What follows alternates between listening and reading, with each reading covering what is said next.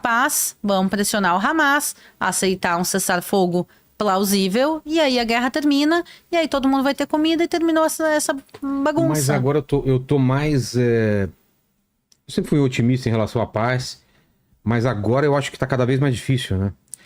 Principalmente Netanyahu, as últimas declarações, o que ele tá falando. Não tem como tirar esse cara, porque me parece que ele também é um problema lá. E quando eu estive em Israel, muita manifestação nas praças contra ele também, né? Ele não é um cara benquisto lá. Ele não tá tomando as melhores decisões e colocam na conta dele, inclusive, o tamanho da invasão, no que aconteceu 7 de outubro. Como que é a percepção de vocês em relação a ele lá? Então, eu normalmente não falo de políticos específicos, porém, a gente sabe que a maior parte da população hoje em dia não é a favor do Benjamin Netanyahu. E ele provavelmente vai ser preso quando ele sair de lá. Não tem esse papo? Isso já é um papo mais complicado, mas o que a gente pode falar é que ele vai sair no ano que vem. Israel é um país democrático, tem eleição. Ano que vem? Ano que vem tem eleição. Então, Israel a cada 4 anos tem que ter eleição. No ano que vem está cumprindo 4 anos, então ano que vem tem eleição. Então, a gente vai ver a verdadeira opinião do povo de Israel no ano que vem. E, segundo as pesquisas de agora, se acontecesse agora a eleição, o Benjamin Netanyahu não ganharia. Como ele também não ganhou nenhuma das últimas eleições. A gente tem que lembrar disso, que Israel não é um sistema presidencialista. Não é quem ganha a maioria dos votos que se transforma no primeiro-ministro. Israel, primeiro, não tem voto nominal. Ninguém na história de Israel botou um papelzinho dizendo eu voto Benjamin Netanyahu. Não existe isso. Israel é voto partidário, tu vota no partido. Então, começando isso, as pessoas assim, votou no Benjamin... Não, ninguém vota em Benjamin Netanyahu. O Benjamin Netanyahu não ganha a maioria. Israel é parlamentarista e se vota por partido. Então, quem ganha os votos é o Likud. Então, como funciona? Tem 120 cadeiras no parlamento. Para uma pessoa governar, ela tem que ter a maioria das 120 cadeiras. Ninguém na história de Israel conseguiu mais de 60 cadeiras. Nem 60 cadeiras. Então, vamos dizer que um partido consegue 30, o outro 20, o outro 10, o outro 5, eles se juntam e formam uma coalizão e assim governam.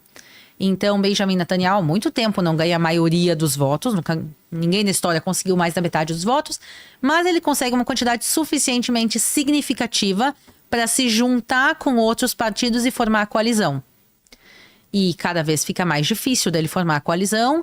E as estatísticas agora mostram que não só o partido dele vai diminuir o número de cadeiras no parlamento, como também eles provavelmente não vão ter nem cadeira suficiente para governar, para formar nenhuma coalizão. Então, hoje em dia se olha e diz, olha, nem com a coalizão ele conseguiria governar, mas a gente vai ver isso na realidade no ano que vem, porque tem muita água para rolar. Se a gente olhar o que aconteceu nos últimos 2 anos, Israel... Só agora o que aconteceu nos últimos meses com a guerra do Irã. Então, muita coisa está mudando em Israel. E por isso eu acho que ainda muita coisa pode mudar. Mas se a eleição fosse hoje, provavelmente o Benjamin Netanyahu não ganharia, não seria primeiro-ministro. Provavelmente subiria outra pessoa. Mas também a pergunta é, quem seria essa outra pessoa?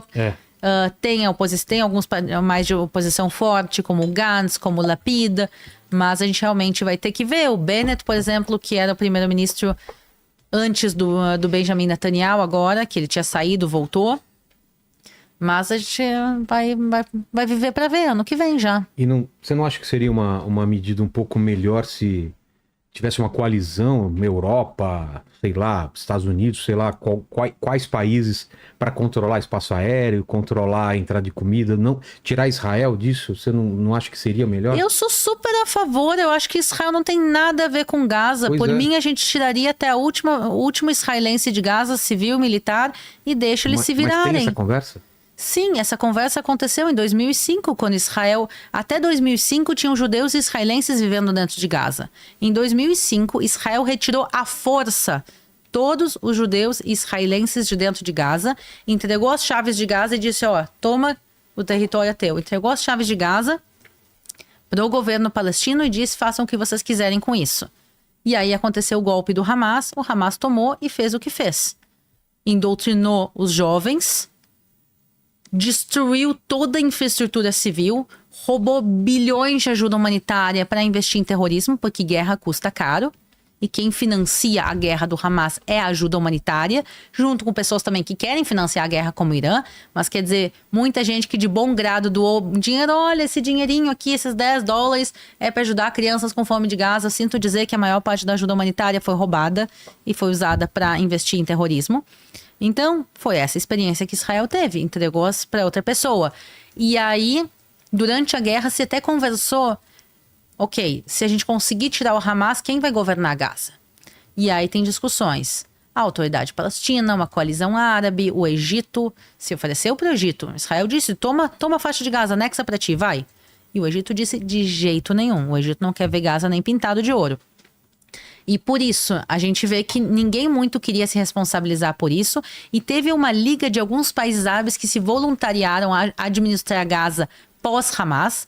Quer dizer, o acordo era que Israel ia tirar o Hamas de Gaza e que esses países árabes iam assumir o governo e ajudar que a população vivesse melhor e que o Hamas não podia voltar. O problema é que a autoridade palestina se manifestou em contra. A autoridade palestina disse, não, esse território é nosso, a gente quer administrar. E aí os países árabes deram para trás e disseram, ok, a gente não vai em contra a vontade do governo palestino. O problema é que o governo palestino não tem nenhuma capacidade física, nem administrativa e muito menos de força militar para controlar Gaza. Então é o problema. Agora a guerra está indo. Vamos dizer, o pior cenário é que o Hamas continue e o melhor cenário é que Israel consiga destruir o Hamas. Mas a pergunta grande é, se a gente consegue destruir o Hamas, Israel não quer ficar em Gaza, Israel quer terminar com o Hamas e sair. E se tu sai, para quem tu entrega? Pois se tu entregar para alguém que não tenha força suficiente para controlar, o Hamas volta. E aí a gente não tem essa resposta ainda. Pois é, mas segue acreditando na possibilidade de 2 estados. Eu acho que não existe outra possibilidade. Os palestinos não, em pelo menos boa parte deles, não querem ser anexados a Israel. E a maior parte dos israelenses não querem anexar os palestinos. Então, assim, se eles não querem viver com a gente não quer viver com eles querem ter um estado e a gente quer ter o nosso, ótimo. É a única coisa que a gente concorda é que a gente não quer viver junto. Então, tudo bem. E nem em guerra. E aí a opção é, ou cada um tem seu estado, ou a gente vive um estado de guerra, que é o que está acontecendo agora.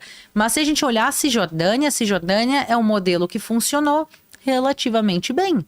Mas tem muito assentamento ilegal, muito judeu que toma a terra dos palestinos. Tem essa reclamação. Tem essa reclamação. Vamos assim, não é muito, mas tem. Mas tem não deveria, né? Então, a minha pergunta é, tem palestinos vivendo em Israel? Tem. Tem, pois é. A gente vai expulsar todos eles de lá? Não. Então por que a gente precisa expulsar todos os judeus do território palestino? A gente aplica coisas aos judeus que a gente não aplica a nenhum outro povo do mundo. A gente está dizendo assim, nenhum judeu pode viver em território palestino. Nenhum judeu pode viver dentro da autoridade palestina. Mas por que os palestinos podem morar dentro de Israel? Eu sou a favor. Eu sou a favor de palestinos ou descendentes de palestinos. A gente tem aí 18% da população de Israel que é árabe e muçulmana, a sua grande maioria descendentes de palestinos. Muitos deles hoje em dia já se identificam como israelenses, descendentes de palestinos. Mas ninguém nunca falou de expulsar eles. Então por que se fala de expulsar os judeus? Tu pode dizer, ok, vamos criar um Estado palestino, por que esses judeus não podem viver nesse território? 20% aqui, 20% lá. Então, eu também acho isso um pouco hipócrita, que se pede coisas de Israel que não se pede aos outros lugares. E também, eu não sou a favor de muitos assentamentos, quer dizer, eu vejo que muitos deles não ajudam o processo de paz, eu vejo que ao contrário, muitos assentamentos, eles dificultam a construção de um futuro mapa, mas não dá para dizer que todo judeu morando dentro da Cisjordânia ou dentro de Gaza... Dentro de Gaza, eu acho que fisicamente impossível, porque no momento que o exército de Israel sair de lá e sobrar algum judeu, ele vai ser morto na hora. Então eu acho inviável judeus morarem dentro de Gaza, ou israelenses morarem dentro de Gaza. Mas a gente tem que lembrar que judeus moram dentro da Cisjordânia há mais de 3.000 anos.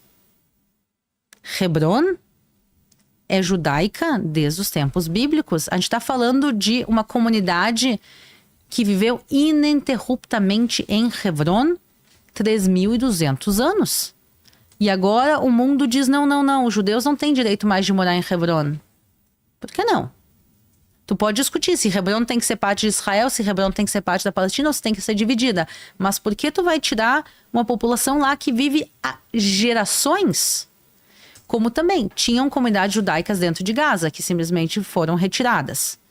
Mas, quer dizer, tinham comunidades judaicas dentro de Gaza há muitos séculos morando dentro de Gaza, que foram expulsos em 1948, voltaram em 1967 e de novo em 2005 foram retirados por Israel. Mas eu acho que assim, quando a gente pensa sobre os assentamentos, eu acho que tem assentamentos e assentamentos. Tem lugares como Hebron, que os judeus vivem há 3.200 anos, mas também tem assentamentos que são lugares novos em locais estrategicamente muito problemáticos e que às vezes atrapalham também o fluxo de vida dos palestinos que estão morando lá também há séculos. Então, acho que não dá para botar todos os assentamentos no mesmo saco, como tu também trata os assentamentos da mesma maneira que tu trataria